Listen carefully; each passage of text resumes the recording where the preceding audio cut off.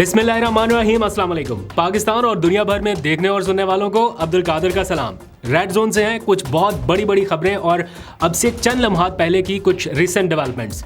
इस मुल्क में जो कुछ हो चुका है और जो हो रहा है उसके बाद ऐसा लगता है कि और कुछ भी हो सकता है, मतलब लिटरली कुछ भी हो सकता है। वो सब काम जिनके करने की मुमानियत इस मुल्क के आइन और कानून में है वो सब भी हो रहे हैं और हम अपनी आंखों से वो सब कुछ होता देख रहे हैं। रिसेंट और लेटेस्ट एग्जांपल 8 फरवरी के इलेक्शन के हवाले से है। चलें, आइन के मुताबिक, कानून के मुताबिक जिस तारीख को लिखा था उस तारीख को नहीं हुए।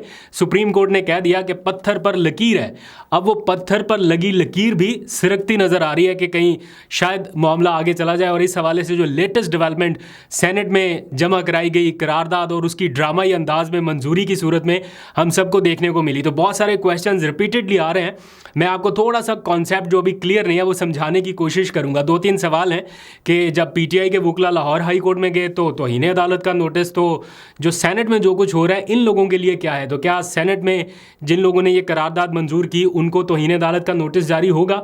इसके ऊपर आपका कॉन्सेप्ट थोड़ा सा क्लियर करना है। प्लस कि इस करारदाद की हैसियत क्या है, वैल्यू क्या है, क्या ये इस पोजीशन में है कि इस करारदाद की रोशनी में इलेक्शन मुलतवी हो सकें, वो भी आपको बताना है। फिर सबसे इंपॉर्टेंट ये कि अब पीटीआई क्या करने जा रही है और इलेक्शन कमीशन क्या करने जा रहा है, ये दोनों बड़ी इंपॉर्टेंट डेवलपमेंट होगी। इलेक्शन कमीशन शायद सुप्रीम कोर्ट की तरफ चला जाए कि देखें जी सेनेट ने ये करारदाद मंजूर कर ली है और उसके बाद क्या हो सकता है वो भी आपको बताता हूँ। लेकिन पीटीआई भी कुछ कर रही है और एक तो उन्होंने बयान जारी कर दिया, लेकिन अमली तौर पर क्या करने जा रही है वो प्लान भी सामने आ गया। वो सारी चीज़ें आपके सामने रखनी है। और फिर पूरे मुल्क में कागजात नामजदगी मुस्तरद होने के बाद आज जिस तरह से बैक टू बैक मंजूर हो रहे हैं, तो उस हवाले से बड़ी दिलचस्प सूरत हाल है। इलेक्शन कमीशन को एक तरह से जवाबी रद्द-ए-अमल मिल रहा है अदालतों से, तो वो भी आपके सामने रखनी है। लेकिन पहले थोड़ी सी बात कर लेते हैं इस करारदाद को जिसे मंजूर किया गया, यानी इलेक्शन से फरार का ये एक रास्ता अपनाया गया, तो अब होगा क्या। और इसकी अब से थोड़ी देर पहले की जो लेटेस्ट डेवलपमेंट है वो ये कि इसकी जो कॉपी है, मुस्तनद कॉपी, वो सेनेट सेक्रेटेरिएट ने इलेक्शन कमीशन को अरसाल कर दिया कि ये जनाब सेनेट के 14 लोगों की राय है। इन 14 लोगों की राय को बुनियाद बनाते हुए 25 करोड़ आवाम को जो वोट का हक है उससे फिलहाल महरूम कर दिया जाए। मतलब तो यही नज़र आ रहा है कि 25 करोड़ लोगों का मुस्तकबिल जो है वो हवा में मुअल्लक कर दिया जाए। बल्ला छीनने से लेके, विकटें उखाड़ने से लेके, पिच खोदने से लेके, और अब मामला पहुंच गया है ग्राउंड में पानी छोड़ने के लिए। ये बिल्कुल उसी तरह का एक मैकेनिज्म या उसी तरह की सिचुएशन नज़र आई। तो ये जो सारी एक कार्रवाई हो रही है इसको देख के क्लियर कट लग रहा है कि पीटीआई जीत रही है, इमरान खान जीत रहा है और वाज़े नज़र आ रहा है कि कोई मौका नहीं है और पूरी अपोजिशन के लिए या पूरे इमरान खान के सियासी मुखालफिन के लिए कि वो उसको बीट कर सकें या उसका किसी तरह से काउंटर नैरेटिव निकाल के खुद आगे बढ़ सके। कोई ऐसी सिचुएशन या सब लोग अपने अपनी जगहों पे बैठे हुए हैं, बाहर निकल ही नहीं रहे। निकल रही है तो सिर्फ पीटीआई निकल रही है। पहले ज़रा ये समझ लें कि ये हुआ कैसे। आज सेनेट का इजलास जो है वो गैर महीना मुद्दत तक के लिए मुलतवी कर दिया गया। जिस अंदाज से इजलास मुलतवी होने से चंद मिनट्स पहले, उस वक्त जब सारे सेनेटर्स जा रहे थे अपने अपने घरों को लौट रहे थे, जुम्मा आखिरी वर्किंग डे था, सैटरडे संडे तो नहीं होता सेनेट अमूमन, तो आज सबको पता था कि ये मुलतवी हो जाना है। कोरम भी पूरा नहीं था, 14 लोग खाली मौजूद थे, जिसमें से ये एक आज़ाद रुकन ने जो नून लीग को सपोर्ट करते हैं बाय द वे, उन्होंने ये करारदाद पेश कर दी और कहा कि जनाब मुल्क के हालात ठीक नहीं है, ये भी हो गया, ये भी हो गया, ये भी हो गया, तो जनाब ये इसको इंतखाबात जो है वो मुलतवी कर दिए जाएं फ़िलहाल। उसकी मुखालफत हुई मौके पर, लेकिन चूँकि ऐवान में मौजूद जो टोटल 14 लोग हैं उनमें से जो अक्सरियत 12 लोगों की थी उन्होंने इसके हक़ में वोट कर दिया। और ये पहले से तयशुदा एक चीज़ लग रही है कि जब पता था कि बिल्कुल वो लोग मौके पर मौजूद होंगे जो इस करारदाद को मंजूर कर लेंगे। सबसे पहला क्वेश्चन तो उठता है चेयरमैन सेनेट के ऊपर कि उन्होंने ये करारदाद कैसे टेबल होने दी।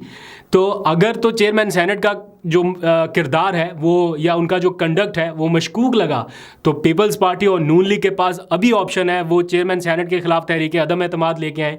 इमरान खान के खिलाफ तो ले आए थे, अब अगर आपको इलेक्शन चाहिए और आप ये समझ रहे हैं कि ये गलत हुआ है तो तहरीक अदम एतमाद ले आए उनके खिलाफ। आगे बढ़ते हैं। तो ये सारी कार्रवाई तो हो गई। अब मसला यहाँ पर यह है, जो सबसे मेन चीज़ आपके समझने के लिए है कि कोई भी करारदाद कोई कानूनी हैसियत नहीं रखती या कोई ऐसा इसका लेजिटिमेट वो पोजीशन नहीं है कि इसको बेस बनाकर इंतखाबात मुलतवी किए जाएं। हाँ, इलेक्शन कमीशन इनको बेस बना के और बहुत कुछ कर सकता है, या ये एक डिबेट ज़रूर इनिशिएट हो गई, लेकिन इसकी इस करारदाद की कोई आईनी कानूनी हैसियत ऐसी नहीं है कि इंतखाबात मुलतवी हो सके, क्योंकि इस तरह की हज़ारों करारदादें ऐवान में आती हैं, मंजूर भी होती हैं और उसके बाद किसी को पता भी नहीं होता कि हुआ क्या। 104 लोग हैं टोटल सेनेट के ऐवान में, 104। उनमें से अगर 14 लोग खाली ये, और 14 में से भी 12 लोगों ने वोट दिया, तो जिसका कोरम भी पूरा नहीं है तो उसकी क्या हैसियत होनी है।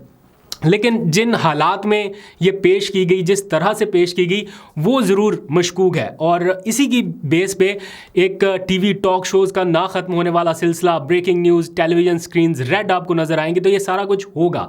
अब दूसरा क्वेश्चन ये कि क्या इलेक्शन कमीशन इनको बेस बना के इलेक्शन मुलतवी कर सकता है, तो इसका जवाब है बिल्कुल नहीं, क्योंकि ये इलेक्शन सिर्फ़ और सिर्फ उसी सूरत मुलतवी हो सकते हैं जब सुप्रीम कोर्ट ऑफ पाकिस्तान इसके ऊपर स्टैंप लगाए या वो कहे कि इलेक्शन मुलतवी होंगे। उसके अलावा कोई अब और तरीका नहीं है। हाँ, सुप्रीम कोर्ट ज़रूर ऐवान की बालादस्ती को तस्लीम करती है, लेकिन ये कोई कानून साजी नहीं है, ना ये कोई आइन है। ये सिंपल एक करारदाद है जिसकी कोई आइनी कानूनी हैसियत उस एतबार से नहीं है कि इलेक्शन मुलतवी हो जाए। तो वो मुलतवी कराने हैं तो सुप्रीम कोर्ट की स्टैंप या सुप्रीम कोर्ट की बैकिंग आपको चाहिए ही चाहिए। अब जो मेन क्वेश्चन ये कि अगर सुप्रीम कोर्ट ने उमैर न्याजी को तौहीन अदालत की वार्निंग दी कि आपको शोकाज नोटिस क्यों ना जारी कर दिया जाए, तो इनको क्यों नहीं जारी किया जाता, तो उसका बड़ा सिंपल जवाब है, वो ये कि ऐवान के अंदर होने वाली तमाम कार्रवाई प्रोटेक्टेड होती है। यानी अगर ऐवान के अंदर आप कोई तकरीर कर रहे हैं या कोई भी चीज़ करते हैं तो वो प्रोटेक्टेड ज़ुमरे में आती है, यानी उसके ऊपर कार्रवाई नहीं हो सकती, या तौहीन अदालत की कार्रवाई नहीं हो सकती, या उसको किसी कानून के तहत आप क्वेश्चन नहीं कर सकते। ये एज़ पर माई नॉलेज जो मैंने अभी तक गैदर की इन्फॉर्मेशन वो ये है। इसी वजह से आपको याद होगा शहबाज शरीफ साहब ने उस वक्त के चीफ जस्टिस उमर अता बंदयाल के ख़िलाफ़ बहुत धुआंधार तकारीर की थी और अदलिया को बहुत लताड़ा था, लेकिन वो ऐवान में खड़े होकर उन्होंने तकारीर की थी। बाहर नहीं करते थे, वो जाते थे ऐवान में, वहाँ पे जाके सारी तकारीर होती थी, इसलिए उनको तौहीन अदालत के कोई नोटिस वगैरह जारी नहीं हुआ है। बाहर करते तो हो जाते। तो इसलिए ये ऐवान की जो कार्रवाई है वो प्रोटेक्टेड है, तो इस सूरत में तो कुछ नहीं हो सकता। हाँ, अगर अब इलेक्शन कमीशन इसको जवाज़ बना के चला जाता है सुप्रीम कोर्ट और सुप्रीम कोर्ट से कहता है कि ये हमारे सामने एक सिचुएशन है, तो आप बताएं कि क्या करें, उस सूरत में अगर सुप्रीम कोर्ट कोई ऑर्डर जारी करे देन मुलतवी हो सकते हैं, अदरवाइज ऐसी कोई कानूनी सिचुएशन नहीं है। और इलेक्शन कमीशन के ज़राए से फौरी तौर पर जो रद्दमल जारी हुआ वो यही है कि करारदाद की कोई कानूनी हैसियत नहीं है और इलेक्शन 8 फरवरी को अपने वक्त पर होंगे, एंड सो ऑन। इस तरह की प्रेस रिलीज या प्रेस नोट जो है वो ज़राए के नाम से मैंने देखा और मैंने कंफर्म भी किया इलेक्शन कमीशन को कवर करने वाले रिपोर्टर्स के ज़रिए। अच्छा, अब आ जाए कि पीटीआई क्या कर रही है, बाकी जमातें क्या करेंगी। तो सबसे पहले फौरी रद्दमल के तौर पे पीटीआई ने यह फ़ैसला किया है कि वो पहले तो उन्होंने एक प्रेस रिलीज़ जारी की मरकज़ी मीडिया डिपार्टमेंट की जानिब से या ऑफिशियल अपने पीटीआई के प्लेटफॉर्म से कि चीफ जस्टिस इस बात का नोटिस लें। दूसरी ये कि सेनेटर अली ज़फ़र ने यह कहा कि वो जवाबी एक करारदाद लेके आएंगे कि 8 फरवरी को ही इलेक्शन हो और उसके लिए वो सेनेट में रेकोजेशन जमा करा सकते हैं। रेकोजेशन क्या होता है कि अगर कोई जमात समझती है कि सेनेट का इजलास इस वक्त नहीं हो रहा, जैसा कि उन्होंने गैर मुइन्ना मुद्दत के लिए मुलतवी कर दिया जैसे ये करारदाद मंजूर हुई, तो वापस सेनेट का इजलास बुलाने के लिए कोई भी पार्टी अपने तमाम सेनेटर्स, उसकी एक मखसूस तादाद है, अगर उनके दस्तखत के साथ वो एक दरख्वास्त देते हैं चेयरमैन सेनेट को कि जनाब आप इजलास बुलाएं, हमने कोई ज़रूरी कार्रवाई करनी है, तो उसको बोलते हैं रेकोजेशन के ज़रिए सेनेट का इजलास बुलाया गया। तो पहले तो सेनेटर अली ज़फ़र जो पीटीआई के हैं वो ये कहते हैं हम इजलास बुलवाकर उसमें जवाबी कार्रवाई करेंगे और जवाबी करारदाद लेके आएंगे, ये नंबर 1।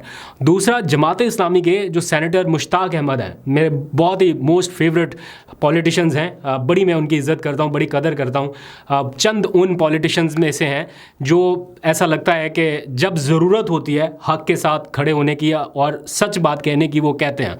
आप खैर इख्तलाफ कर सकते हैं, डिफरेंस ओपिनियन आपका हो सकता है, डिफरेंट हो सकता है, आप खैर इख्तलाफ कर सकते हैं, डिफरेंट ओपिनियन आपका हो सकता है, बट मुझे ऐसा लगता है उन्होंने फौरी तौर पर एक करारदाद सेनेट में जमा करा दी है और कहा गया है उस करारदाद में कि जो पहले करारदाद 8 फरवरी के इंतखाबात मुलतवी कराने के हवाले से कराई गई है, ऐवान की जो मेजॉरिटी है वो उससे मुत्तफिक नहीं है और जो इंतखाबात हैं वो 8 फरवरी को ही करवाए जाएं। और भी उन्होंने काफ़ी कुछ लिखा उसमें, तो ये उन्होंने टाइमली एक्शन लेते हुए कार्रवाई कर दी है। अब देखते हैं इसके ऊपर क्या होता है और सुप्रीम कोर्ट क्या एक्शन लेती है। लेकिन इस करारदाद की वजह से इलेक्शन मुलतवी नहीं होने, हाँ इसको बेस बना के किसी और चीज़ की वजह से या कुछ और करना पड़ेगा जिससे मुलतवी हो, अदरवाइज तो नहीं। इसी सारी सिचुएशन में एक खबर ये भी गर्दिश कर रही है कि रेड जोन में किसी बड़े इस्तीफे की बाज़गश्त है। तो जो इलेक्शन कमीशन को कवर करने वाले रिपोर्टर हैं फ़हीम अख्तर मलिक, उन्होंने भी ये ट्वीट किया।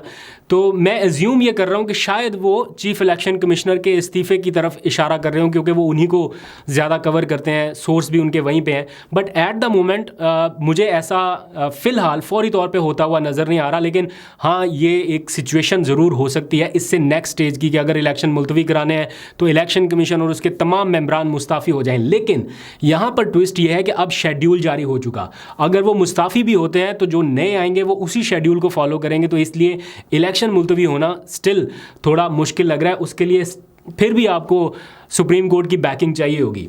अच्छा, एक और ख़बर ये कि इमरान खान को अहल कराने के लिए, जैसे आपने देखा नवाज शरीफ की अहलियत के लिए आर्टिकल 62(1) वाला तो फ़ैसला महफूज हो गया।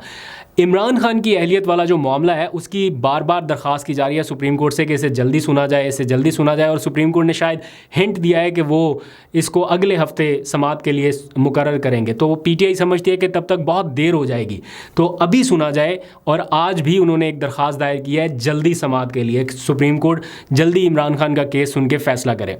तो अब देखते हैं सुप्रीम कोर्ट कब इमरान खान की अहलियत वाला फैसला करती है। नवाज शरीफ वाला तो हो गया महफूज फैसला, अब वो कब सुनाएंगे पता नहीं।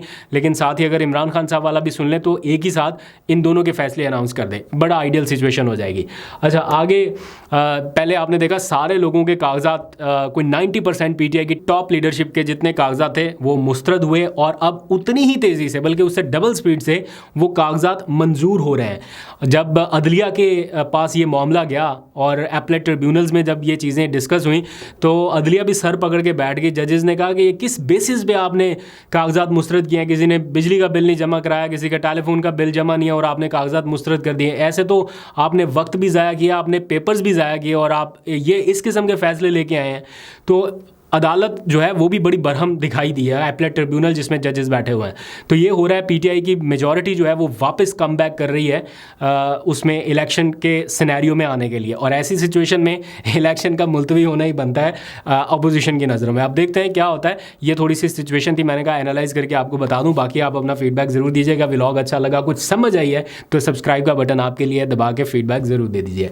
अपना बहुत सा ख्याल रखिए। अल्लाह हाफिज़।